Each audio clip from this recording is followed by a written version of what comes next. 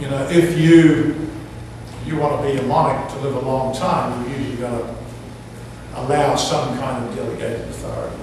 And I'm pleased that over a couple of 3 years we were able to work with them, develop a new constitution, whereby His Majesty has probably lost 50% of his authority.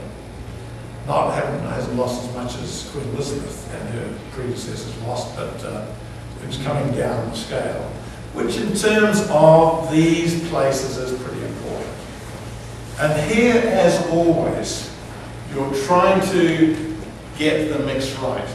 In other words, you're trying to provide a structure to represent contemporary aspirations, but you're not wishing to abolish the cultural and the traditional of that country, which people still depend upon very much, no matter what the King or anyone else does. So you're getting it out. In fact, all around the Commonwealth, you will see institutions that are the reflection of the people, and they're the ones that actually survive. Sometimes there are many cases where the institution bequeathed by the colonial power just didn't fit the local landscape. If it doesn't fit the local landscape, people reject it. And the people reject it, you've got to find something else to put in its place. But it has to belong, it has to be a product of the people themselves.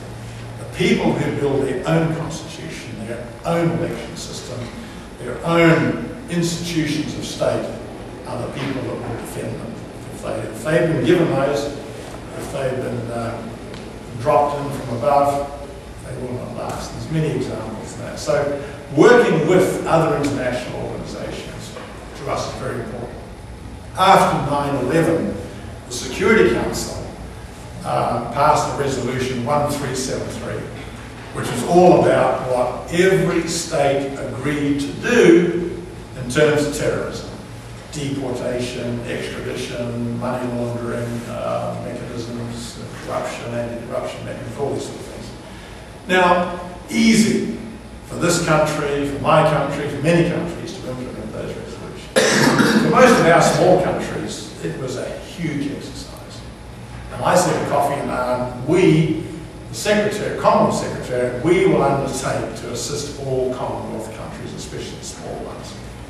And simply because we are able, because our legal systems are already similar, produce a model law for money laundering, a model law for extradition, a model law for deportations, and so on and so on and so on. And therefore, working with the UN, working with ECOWAS, regional group in West Africa, in terms of the rehabilitation of Sierra Leone, working with COMESA in East Africa, again, working with actively opening up economic opportunities.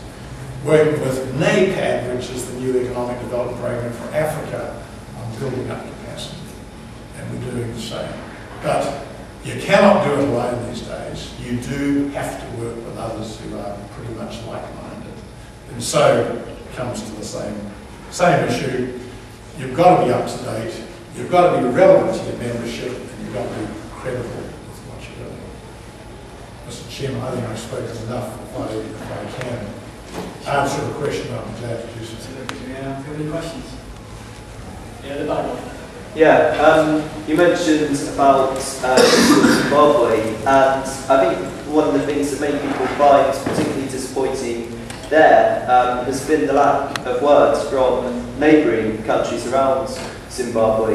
Do you see that changing at all over the coming years? What do you think it would take to change that lack of words so far? And if so, what impact do you think that would have on the regime in Zimbabwe, if it would have any impact at all?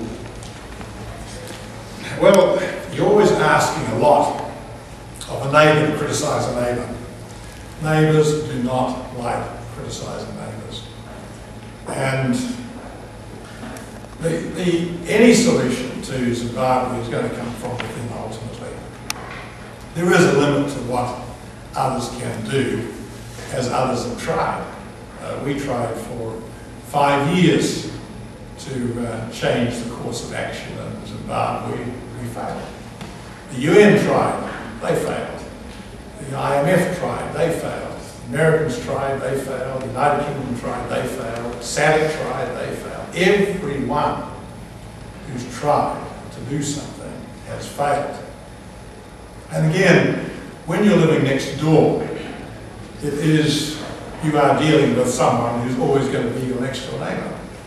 And the spillover of people into the neighbouring states is causing them enough anguish down. They do have concerns that this could only get worse. It's interesting about neighbours, you know, because I might be able to remind you that when there was a terrorist attack in New Zealand against the ship of Greenpeace, 1987, sheeted back to the French government who admitted culpability, never criticised by the British government. A terrorist action never criticised by the British government. Why? Neighbours, nuclear powers. So there's always an angle there that you've got to take into account. If we see relative movement there, it will be obviously within ZANU-PF when they decide to make some changes. It's regretful because, you know, far, far too many people are suffering. I've got to say, Zimbabwe is becoming more akin to Myanmar and North Korea than anything else I've seen. They are just shutting themselves off. They don't want to listen to anything from others on the outside. And any change, despite vast efforts of many people, doesn't appear to be on the horizon right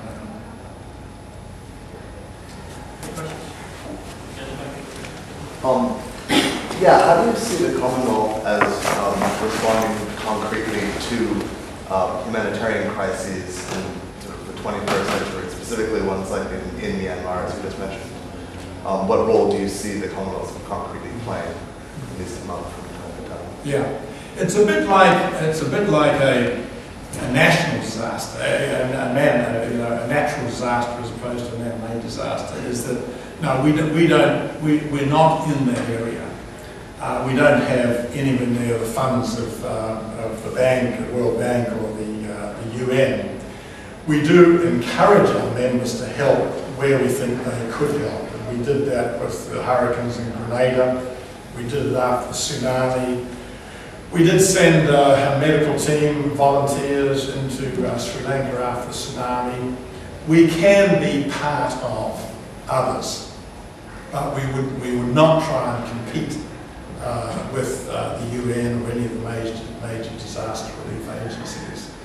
As you say, you mentioned Myanmar, as you say, but when there's a total resistance, and I was arguing with the Myanmar generals 15 years ago, and they were promising elections almost immediately then, and nothing has happened. There's a certain point at which you just will not make any more gains. So we do want to highlight where the disasters are man-made, humanitarian-wise, and encourage people to do what they can. Natural disasters where we can help motivate people to be involved. But ours is a pretty small way. If I may actually follow up with a question about Myanmar. Certainly it's a country where there's a lot of, certainly the amount of British investment in Myanmar has been disputed, but there's certainly sizable Commonwealth investment or investment from various Commonwealth member states. Has the Commonwealth done anything to discourage its members from interacting with Myanmar? Not that I'm aware of, and not that I'm aware that it's been on the agenda. As you know, the issues of Myanmar certainly come to the surface in the last 3 or 4 weeks, as they do about every sort of 2.5 years when Aung San Suu Kyi makes a statement and suddenly there's a big crackdown again. I'm not aware of any statement on, you know, you should not do this or you should not do that. Within the ASEAN countries,